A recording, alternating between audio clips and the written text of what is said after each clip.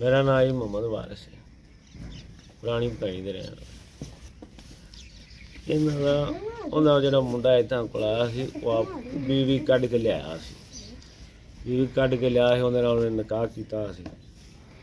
वो रहा है मोहम्मद रमजान का साला सी। उन्होंने आपस में कोई भैन भरावां दा कोई एक दूजे नाल कोई झगड़ा होया है। अल्लाह आलम जानदा की उन्हां दा मुतालबा की झगड़ा होया है।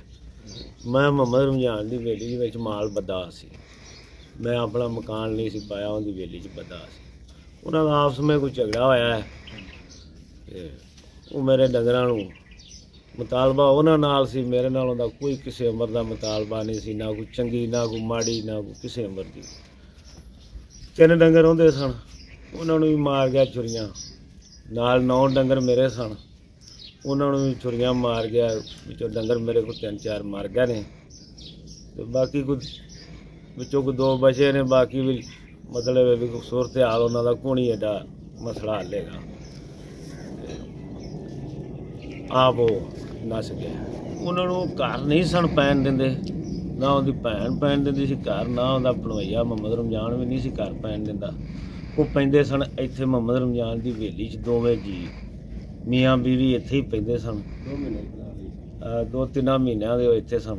उन्हों का कोई आपस में चंगा मंदा मुतालबा ही, मेरे नाल तो कोई उन्हों का किसी उम्र का मुतालबा नहीं सी। लड़े हो झगड़े हो तो इत्थे ही वेली दे विच ही पैंदे सन।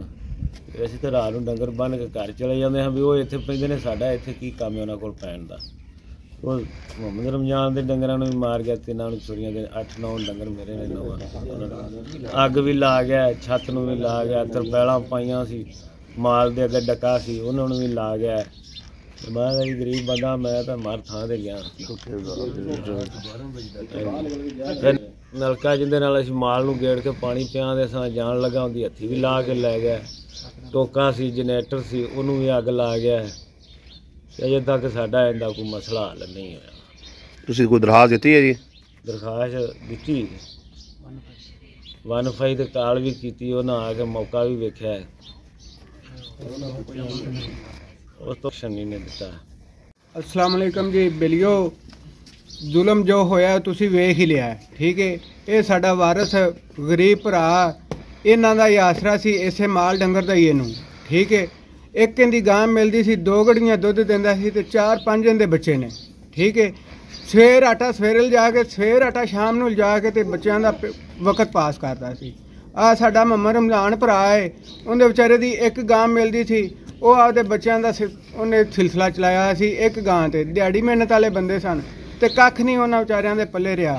रो रो के बच्चे उन्होंने फनाह हो गए ने, माल डंगर 3 डंगर उन्होंने मर गए ने, असलों जानों ही मर गए ने, ते बाकी जेडे ने जख्मी पे ने।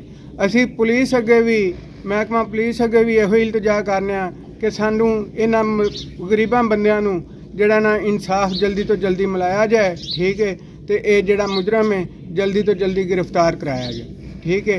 और बाकी जेडे कोई भैन भरा वेखण वाले ने, वो जे इन्हां भरावां नाल तावन कर सकते हैं तो असीं हाज़र हाँ, साडे मेरे भरावां नाल तावन कर सकते हैं, ठीक है। मेहरबानी वीर भाजी। दूसरे नंबर ते असीं कल दी दरखास्त दित्ती है, 15 ते कॉल कीती सी, रिपोर्ट बाई इत्थों साडी करके लगाए ने, ठीक है। हजे तक साडा जिहड़ा मुकदमा है ना वो रजिस्टर्ड नहीं होया, ठीक है।